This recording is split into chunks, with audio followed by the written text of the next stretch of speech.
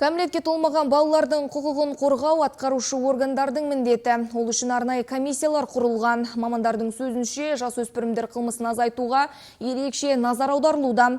Алайда облыста жас жеткіншектерге қатысты жағымсыз жайттар тыйылмай тұр. Бүгінгі облыс әкімдігінде өткен кезекті жиында бірнеше аудан, қала әкімдіктерінің өкілдері баяндама жасады. Жауаптылар 9 айдың қорытындысы бойынша Тараз қаласында 45 оқушы полиция бөлімінің профилактикалық бөліміне тіркеуге алынғанын айтады.